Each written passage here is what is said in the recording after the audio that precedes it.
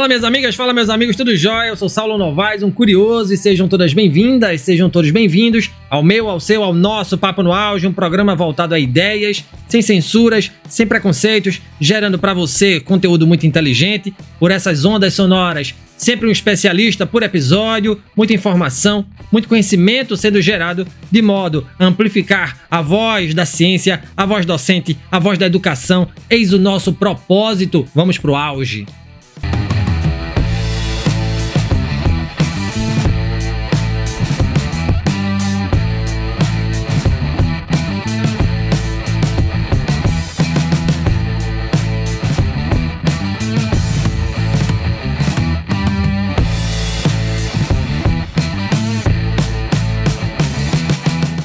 Você com certeza já deve ter ouvido a frase seja homem ou haja como um homem. Mas o que exatamente isso significa? Bom, o fato é que nos últimos anos discute-se sobre a atual crise da masculinidade e o perfil do homem do século XXI. E o debate em torno da identidade masculina tem apontado para uma verdadeira crise da masculinidade do homem contemporâneo. Mas afinal, o que é ser homem em pleno século XXI? Quem nos responde é o professor de filosofia e consultor em masculinidades, gênero e violência de gênero, Sérgio Barbosa. Ele é pioneiro no trabalho com homens autores de violência contra a mulher, tendo fundado grupos reflexivos de homens no ABC Paulista. Desenvolve ainda programas de prevenção da violência contra a mulher para empresas e poder público. Professor Sérgio, de pronto, eu lhe agradeço muito pelo aceite aqui, por estar aqui no Papo no Auge, obrigado. Né? O assunto que traz o senhor aqui é realmente muito importante para o qual cabem inúmeras reflexões. Mas antes, eu quero saber, professor, o que lhe levou à filosofia, o que lhe levou a estudar e discutir masculinidades, o que faz um consultor em masculinidades? Seja bem-vindo aqui ao Papo no Auge, professor. Eu que agradeço o convite, é uma honra de estar aqui presente. Realmente eu vi que é um importante canal de discussão, de conscientização. Eu sou um homem pardo, grisalho na barba, sem cabelos, estou usando uma camisa cinza, estou usando um óculos preto e atrás de mim tem uma estante cheia de livros. O que me fez usar, né, a filosofia como um instrumento de investigação sobre ser homem foi a minha própria existência, foi a minha própria condição de ser homem numa sociedade regida por códigos, como seja forte, não chore, se brigar na rua, vai apanhar em casa. Ou seja, existe na sociedade, desde muito tempo, uma construção muito rígida sobre os papéis de homens e de mulheres. No caso dos homens, ainda é mais cruel, porque o homem não pode nem sequer reclamar. Então, por que nós não podemos falar de nossos fracassos, de nossas emoções, de nossos sentimentos? E eu achei na filosofia essa ferramenta poderosa, uma busca pelo autoconhecimento. É claro que a filosofia ela vai me dispor de várias tendências, várias ferramentas, mas a primeira preocupação, quem eu sou? Quem eu sou, Sérgio, nessa fila do pão? Muito jovem, então, eu comecei a investigar sobre essa minha existência nessa sociedade codificada para ser sempre viril, sempre ser heteronormativo, sempre ser o provedor, sempre lidar com as pressões sem reclamar. Mesmo que eu não conseguisse sentir alguma coisa, eu tinha que afogá-la de algum jeito. Seja na bebedeira, no álcool, na droga, seja no trabalho. Tem homens que têm vício por trabalho, como forma de escapar, né, de encontrar os seus sentimentos. Então, a filosofia me conduziu para um lugar das perguntas, de fazer perguntas o tempo todo da minha própria existência como um homem pardo, como um homem pardo dentro de uma sociedade capacitista, de uma sociedade que homem com sucesso é homem que tem valor. Então, foi na filosofia que eu venho me achando até hoje como estudante eterno dessa grande disciplina. E o que é que faz um consultor em masculinidades, hein, professor? Bom, um consultor, esse nome pomposo, é um nome muito parece muito sério, né, mas eu acho que além, por detrás da palavra, tem uma análise da situação, da conjuntura como um todo.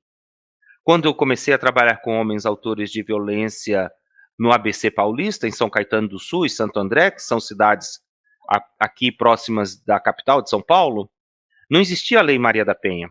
Existia a Lei 9.099, de 95, onde o homem pagava uma cesta básica, um trabalho comunitário ou uma multa. A violência era entendida como isso.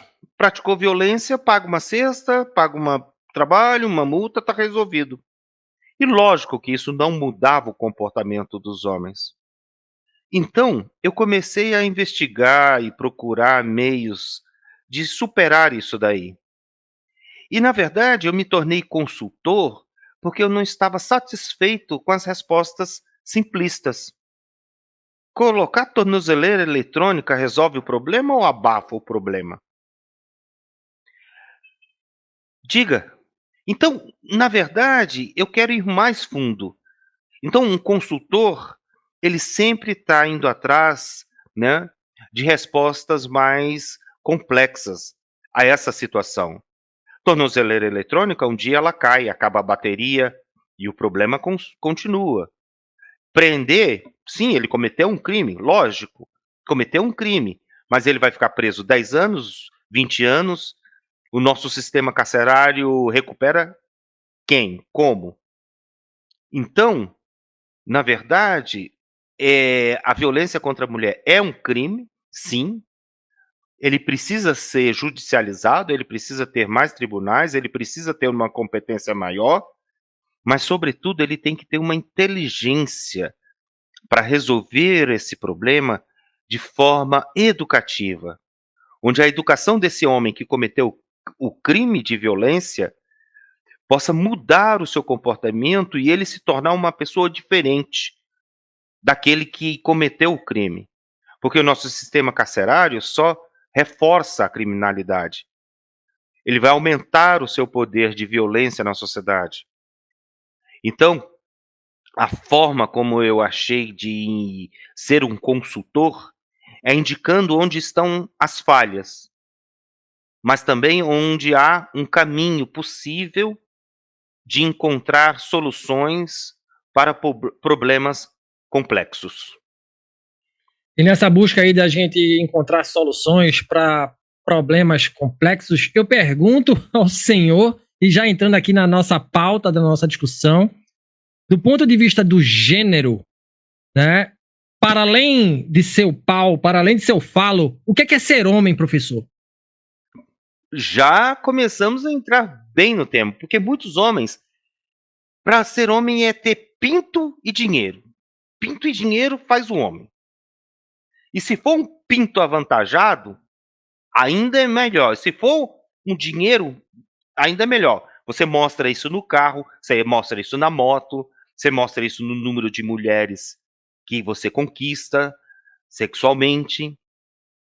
Para além disso, de pinto e dinheiro, nesta sociedade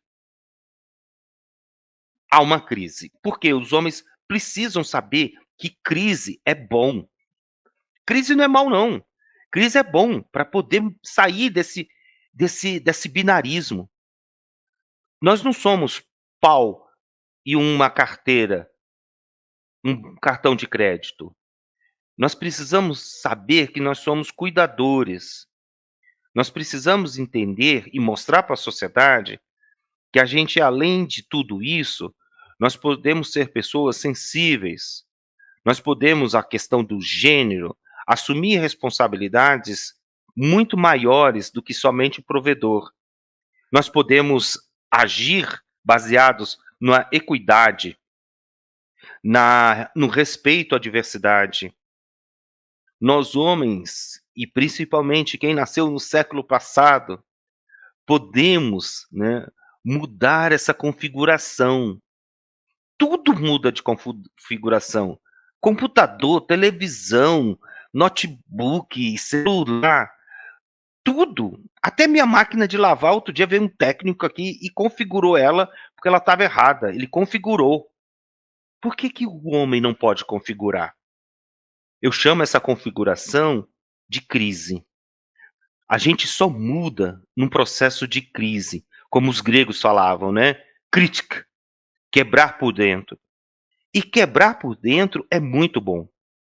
É preciso coragem para falar que está cansado. Eu estou cansado de ser homem. Eu estou cansado de ser homem.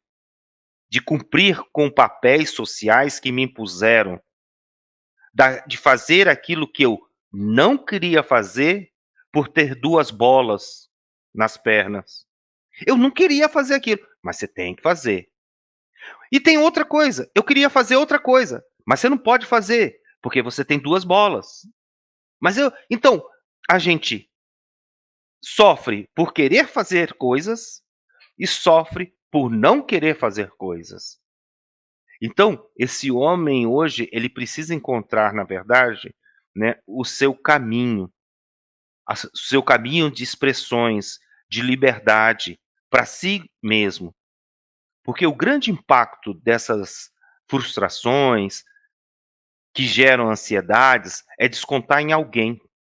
E principalmente descontar em alguém que está próximo a gente. E descontar numa relação heteronormativa, numa relação homossexual, numa relação pansexual, até homens batendo em cachorros, em gatos, maltratando animais. Porque essa construção desse homem é tipo o Conan, sabe? Quem já assistiu o Conan, aquele filme antigo, que perde o pai e aprende a ser violento e a defender o seu desejo usando a violência. É isso mesmo, a gente não pode ser Conan. A gente não pode defender os nossos desejos, os nossos sonhos, usando a mesma violência que nos tornou, né, violento. A gente precisa aprender a usar o carinho, o afeto, o companheirismo, para romper com a broderagem. Muito massa, professor. Obrigado por essas primeiras palavras. O senhor falou em violência, eu vou voltar a esse assunto. Por que, professor, ainda hoje, o homem, em sua maioria, ele mata, ele agride, né? A gente tem aí um número excessivo de homens que estão nos sistemas penitenciários. Por que o machismo é uma chaga que precisa ser abominada, professor? Porque a violência, ela é pautada num tripé. O primeiro tripé é o patriarcado. É uma sociedade onde os valores estão enraizados dentro da gente, dentro de cada um, homens e mulheres. E o patriarcado é tão forte que se eu fizer agora uma brincadeira com todos vocês, pensa numa figura política. Um personagem. Pensa numa figura artística, do mundo das artes. Pensa numa figura do mundo das religiões. Com certeza, a maioria pensou numa figura do esporte homem, política homem, religiões homem. Isso é o patriarcado. É aquilo que move o nosso pensamento. Move em direção ao masculino. Move em direção a essa virilidade. A gente não consegue pensar no mundo do esporte com a Marta, com outras jogadoras, com Hortência, no mundo religioso com Teresa de Calcutá, com Irmã Dulce. A gente pensa no Papa, naquilo, né? Então, o patriarcado, ele reforça, por meio desse pensamento, a lógica da dominação. E como expressão desse patriarcado, eu preciso me moldar à realidade. É como um plástico. Eu tenho que moldar aquela realidade. Porque se chegar o patriarcado de vez, eu espanto. Eu tomo um susto. Agora, o machismo é esse modelamento, há uma plasticidade em que eu, como homem, vou me sentir superior à mulher, mesmo sem falar. Vou me sentir superior até à minha chefe, porque a superioridade dela acaba às 17 horas. Ela é minha chefe até às 17 horas, depois ela é mulher. Então, o machismo é um preconceito social que se adapta à sociedade. E às vezes, por muitas vezes, a mulher também se adapta a esse machismo. Porque tá cansada, tá de saco cheio, tá porra de saco cheio, então vai, sai daqui, sai da cozinha, você não presta mesmo pra fazer nada. E aí esse machismo, criado pelo homem, é replicado pela mulher. Entenda, criado pelo homem e reproduzido pela mulher. Então nós vamos ter o quê? Uma educação machista, que atinge escolas, igrejas, mídia, comunicação, tudo. E por último, para que esse machismo se torne contemporâneo, na década de 50, Kimmel e Kaufman descobriram uma coisa, ou criaram um conceito, que são as masculinidades. O que eu tenho que me performar para eu ser mais homem do que esse cara aqui do meu lado? Qual a minha performance masculina hegemônica? Será que eu serei mais homem falando que eu dancei balé ou se eu fiz judô?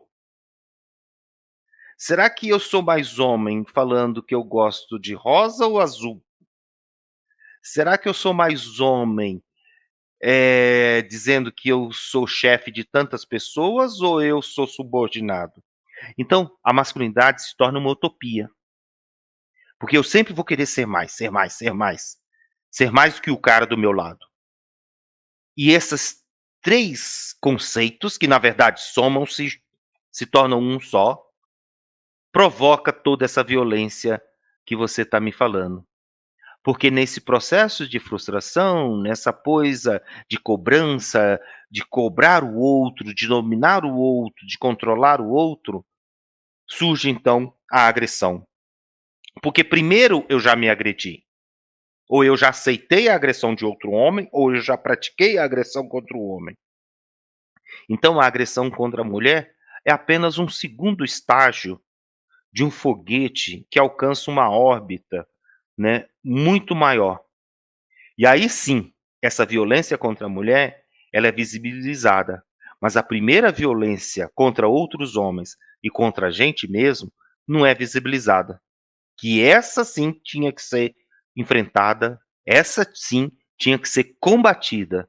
A violência que homens estão matando mais homens. Muito massa, professor. É um assunto interessantíssimo e eu acho que carece da a nossa reflexão, sem sombra de dúvida, nós enquanto homens, né, de fato.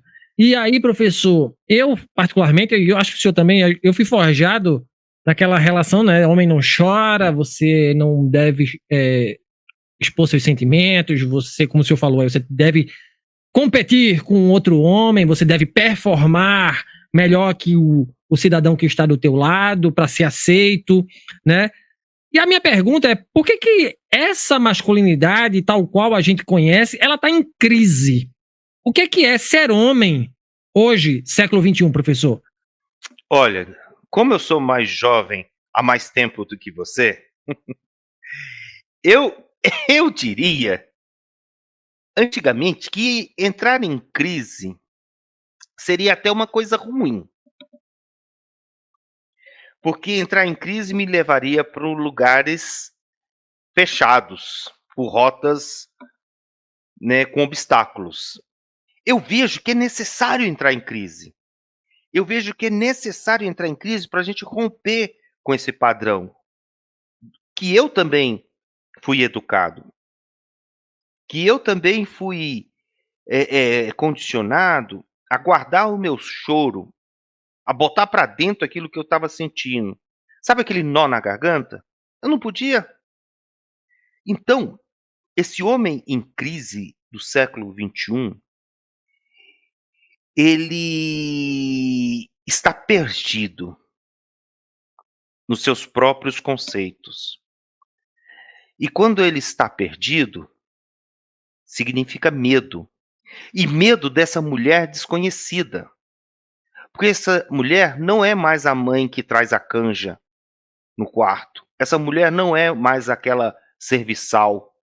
Essa mulher não é mais o objeto de prazer. Acabou o serviço, vira de lado e dorme. Essa mulher quer prazer também. E esse cara não sabe aonde encontrar essa mulher. Ele procura, ele não sabe aceitar um não. Ele vai dar uma cantada no rolê, na balada, e a mulher diz: "Não, não tô afim". Ele: "Ah, não, fiz a cantada errada". Ele não entendeu que a chavecada hoje é diferente. Ele ainda continua achando que uma buzina, um bibi-fonfon, vai atrair uma mulher. Pode até atrair, né? Temos mulheres e mulheres na sociedade. Mas o que de fato está trazendo essa crise desse homem no século XXI é que esse cara não sabe dos novos conceitos, não sabe o que é uma diversidade. Outro dia eu perguntei pro rapaz, ele assim: "Você se considera como? Ó, tal, cisgênero?" "Não, não, eu não tenho essa doença não." Então você fala assim: "Beleza, né?" Então o cara não sabe ainda o que significa. Claro, nós homens passamos por muito tempo, né, escondidos na caverna, assim como Platão. E a gente olhava para as nossas mães como se fossem as realidades. E quando a gente vai para um relacionamento, a gente acha que aquele relacionamento deve se espelhar. E não é assim, cara. As mulheres hoje têm autonomia, as mulheres hoje têm individualidades, têm suas questões, mas a gente olha muitas vezes como se fosse as nossas mães. E esse homem em crise no século XXI está perdido porque não quer buscar mudanças, né? Não quer se transformar. Se alguém vem e te coloca em crise, agradeça. Agradeça. Se uma mina, se uma mulher, mãe, namorada, se uma mulher te questiona, agradeça esse questionamento. Porque é assim que a gente pode mudar. Não tenha medo da mudança. Porque o que eu noto nos grupos reflexivos de homens autores de violência é muita rigidez, é muita intolerância, é muita certeza absoluta de uma verdade eterna que nossos pais, nossos avós tinham, e eles ainda estão se sentindo reféns, querendo esse esse lugar, mas não tem mais esse lugar. O mundo não roda para trás. O mundo não roda para trás. Pode vir presidentes, pode vir governadores, prefeitos, mas não a força da cultura, a força da sociedade. A gente tem que embarcar nessa nave. A gente tem que dispor o velho Sérgio, o velho Saulo e entrar nessa viagem, porque a gente vai se dar bem. Quem ficar para trás tá perdido. Tá perdido. E esse nem vai entrar em crise, porque nem vai ter chance de se questionar dos seus valores. E eu acho que os homens do século XXI, diferente da gente, quando eu era mais tinha cabelos e tinha dreads, tem mais oportunidades hoje. Tem mais coisas, tem grupos de homens, tem chats, tem coisas assim sensacionais. Eu acho que a crise desse homem do século XXI, né, é encontrar mudança, encontrar projetos. Por que vem aumentando a violência contra a mulher? Porque os caras não têm repertório de encontrar uma mulher forte. Eles não conseguem subir no palco com uma mulher. Como eles não conseguem subir no palco? eu vou destruir essa mulher, eu vou acabar com violência simbólica, com violência psicológica, com a violência moral e com a violência física. Então é isso, essa crise do século XXI. Mudanças, e tem que estar preparado para mudanças, porque ela já chegou. Muito legal, professor. Veja, o senhor falou em diversidade, eu vou bater nessa tecla porque que eu quero saber, professor, qual é o peso do feminismo e da ideologia de gênero para essa nova condição masculina que se coloca no front, professor? Boa! Porque assim, eu vejo muitos homens, né, falando do feminismo, que o feminismo é o reverso do machismo, que o feminismo é a outra ponta do machismo. Até no grupo reflexivo tem um advogado, vários, né?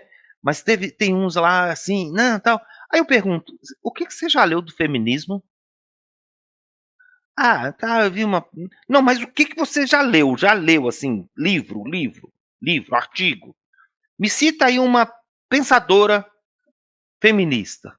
Ah, tem um monte, né? Que agora eu não tô lembrando. Então eu vou te ajudar, ó. Segundo sexo, ó. Ó, segundo sexo. Ela era casada com um filósofo, né? Jean Paul Sartre, assim, ó. Ai. Ó, Simone de Beauvoir, rapaz. Você tem que ler pelo menos ela. Depois as outras. Então, essas mulheres, elas nos trouxeram assim, e eu bebo. Eu só trabalho com os homens porque eu bebi na fonte do feminismo. E elas me trouxeram uma amplitude de visão sobre essas questões das diversidades. Porque nesse mundo binário do qual a gente ainda é refém, é muito violento, é agressivo para qualquer pessoa que se considere não binária e que rompa com essa lógica. E muitos homens agridem as mulheres porque estão agredindo o feminino. E agridem as mulheres, infelizmente o Brasil tem na sua história uma violência contra a diversidade já desde a época das caravelas. Desde a época em que aqui constataram que isso não tinha problema algum enquanto questão moral, ética. Com o código cristão judaico, colocou-se uma norma na nossa sexualidade que não era a nossa norma e trouxe para a gente um impacto muito grande. As escolas ensinaram, né, há muito tempo sobre isso, esconderam que a sexualidade era uma coisa tão comum quanto beber água, como dormir. Era sentimento. Se eu estou com sede, eu bebo água. Se eu estou com fome, eu como. Se eu estou com vontade de transar, eu transo. Com quem? Com quem você tiver vontade. Com quem você quiser. Mas não, botaram na gente a ideia de certo e errado. E muitos homens ainda carregam a ideia de certo e errado. De moralmente vinculado a uma religião ou às religiões que ainda perpetuam, né, essa questão moral vigente da religião dominante no Brasil. Show. A gente estava falando sobre atributos, né? O senhor falou aí, né? A figura do homem associada a adjetivos como forte, poderoso, protetor, né? Homem não chora, a gente falou também. Por que a gente precisa, professor, para a gente ratificar esse pavimentar, por que a gente precisa eliminar esses estereótipos e ir além deles, hein? Olha, estereótipo é uma coisa muito forte na sociedade. Depois que você ganha um, dificilmente você larga ele, né? Então vamos lá. Quando a gente chama homem agressor, a gente acha que ele é agressor 24 horas por dia. Mas não, na verdade não. O que a gente entende que esse homem é autor de violência ou autor de alguma agressão, que naquele momento ele cometeu uma agressão. Então é importante a gente começar a olhar para as palavras e para o poder das palavras. Então hoje nós estamos trabalhando com esses homens como aliados, como pontes. Então eu estou trazendo uma nova coisa que é acolher esses homens e muitas vezes empoderá-los. Não o empowerment. Eu ainda sou muito Ariano Suassuna. Eu ainda desconfio das palavras de outro povo. Eu gosto mais da palavra do Paulo Freire. Esse sim. Ele falava empoderamento lá no sertão. É um outro empoderamento. É o cara sair daquela dependência visceral do senhor de engenho. Então, o Paulo Freire, por meio da educação, falava do empoderamento como um mecanismo do cara sair da ignorância. Empoderamento, para mim, é isso ainda.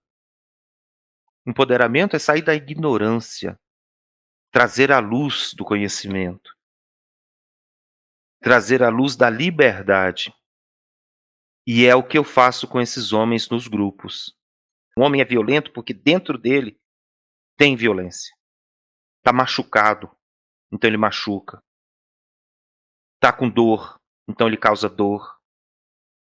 Porque se tivesse tudo bem dentro dele, se ele tivesse paz, se ele tivesse harmonia, ele traria harmonia, ele traria paz, ele traria amor. Então, quando eu vejo que a violência ela precisa ser combatida, ela precisa ser enfrentada com muito afeto. Então, um grupo reflexivo, quando os homens já estão num vínculo maior, eles se abraçam, eles choram. Um homem pede perdão para outro homem, no sentido, eu nunca vi você na minha infância, mas eu estou pedindo perdão para o homem que eu agredi quando era assim, e eu quero o seu perdão também. Porque isso é muito interessante. Se ele não se perdoar, ele não consegue perdoar o outro. E isso para algumas feministas é muito doido. Sérgio, você trabalha com isso? Eu trabalho porque ele precisa pedir perdão para ele mesmo. Ele precisa entender que aquilo que ele fez é de responsabilidade dele. Se ele sai todo dia de casa às 8 horas da manhã, pega o ônibus lotado, desce, anda até o seu trabalho e entra no trabalho, mas um dia ele fala assim: vou tomar um café, vou pegar o ônibus mais tarde, e pega o ônibus às 9 horas, e quando ele desce do ponto de ônibus, tem um tiroteio de bandido e policial, e ele recebe uma bala, de quem foi a responsabilidade? Não foi nem do bandido, nem do policial, mas dele, porque naquele dia ele mudou. Então pensa que isso é simbolicamente, essa metáfora, pode ser o contrário.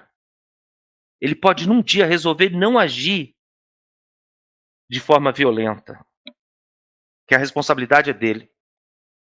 Mesmo que a outra pessoa, mesmo que a mulher, e tem mulheres violentas, claro, não sou bobo, tem mulheres violentas. Mas mesmo naquele dia em que ele for agredido, ele possa mudar a chave da sua responsabilidade, da sua questão. Então, isso é muito doido falar que os homens precisam aprender a ter a sua responsabilidade diante dos atos. É mesmo na história do ônibus. Sabe as palavras, fiquei viajando aqui, professor, fiquei viajando aqui. Sinceramente. Muito bom isso, gostei. Pra gente fechar, professor, esse grande episódio aqui, tá? Eu já lhe agradeço muito, desde já, ao buscar um novo modelo de sociedade que prima também pela equidade de gênero, como fazer com que uma nova masculinidade, para além do macho tóxico e do hétero top, se torne realidade, hein? Existe um caminho, sim. Você provocou muito legal, que é a mudança na educação. A mudança na educação. Mas assim como Immanuel Kant, filósofo, professor de professores, e ele falava assim, não, a criança, ela já chega com brilho nos olhos. Ela já chega como se fosse uma esponja. Ela já chega pronta para aprender.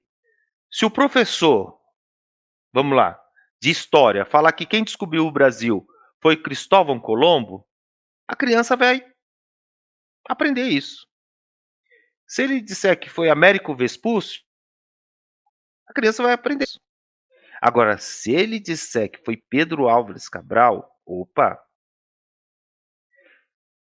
Então, o que ele disser para aquela criança, ela vai absorver. Então, é isso. A gente precisa trabalhar com os professores. A gente precisa fazer com que os professores voltem a estudar. Que os professores se atualizem nas questões pautadas. Vidas pretas importam, né? Lugar de fala, diversidade. Os professores precisam de reciclagem. Eu bato na tecla, a cada 10 anos o professor tinha que fazer uma prova, fazer um estudo, fazer uma coisa, voltar para a faculdade, fazer uma pós-graduação. Tem professor que pega o caderno, o livro dele amarelo, a aula de hoje, e dá aula, esquece que está tendo manifestação na avenida para impedir a volta do ensino cívico-militar no estado de São Paulo. Tem aluno falando, não queremos aula com militar na sala de aula, não queremos. E professor, então a sociedade e tal. Mas a gente tem que falar, tem que se posicionar. A faculdade é um espaço livre. O espaço da educação é um espaço libertário. Então, eu acho que mudando essa dinâmica, a gente consegue diminuir o impacto do machismo, do patriarcado e desses homens tóxicos na sociedade. E fazendo com que homens possam abrir seus próprios espaços e mais campanhas, assim como essa aqui, como esse espaço aqui aberto por vocês, que homens possam falar das suas fragilidades, dos seus medos, dos seus pesadelos. Eu tenho pesadelos, eu tenho medos. E por que eu não posso falar? Porque você é recriminado, porque o outro vai me achar fraco. Mas é importante esse espaço aqui, Saulo, para que a gente possa conversar, dialogar, entrar nesse papo no auge aqui com vocês. No auge, professor, no auge, fiquei bastante tocado e, enfim, infelizmente chegamos, né, ao fim deste Papo no Auge, deste sapientíssimo Papo no Auge de hoje. Eu conversei com o professor de filosofia e consultor em masculinidades, Sérgio Flávio Barbosa. Na pauta discutimos sobre o que é ser homem no século XXI. Uma conversa riquíssima, cheia de aprendizados, sem sombra de dúvida. Professor Sérgio, muito obrigado por sua participação aqui conosco. Eu adorei, né? Quem quiser trocar ideias com o senhor, conhecer o seu trabalho, onde lhe encontrar? E mais uma vez, gratidão, professor. Eu que agradeço, foi muito legal, passou tão rápido. Podem me encontrar no prof.sergio.barbosa, professor Sérgio Barbosa, prof. Sérgio Barbosa. E aí estou lá no Instagram, é só dar um alôzinho que eu adiciono e tem muita coisa lá para conhecer do meu trabalho. Valeu demais, o cara é muito fera. Obrigado, viu, professor? De verdade. Obrigado a você, Saulo. Obrigado a você. A sua fala é muito necessária. Opa, vamos lá, vamos nós. Obrigado pela oportunidade. Valeu. E se você gostou desse conteúdo, não esqueça de avaliar o podcast Papo no Auge nas plataformas de áudio e de vídeo. No Spotify, avalie o nosso programa conferindo as 5 estrelinhas. No YouTube, deixe o seu like. Em ambas, deixe o seu comentário. Assim você faz com que o nosso conteúdo atinja mais gente. Nas mídias sociais, nos siga no Instagram, @Papo no Auge, no LinkedIn, Saulo Novaes. Compartilhe nosso programa com a sua rede de amigos, assim você alarga a inteligência coletiva. Estamos integralmente nos tocadores de podcast e no YouTube.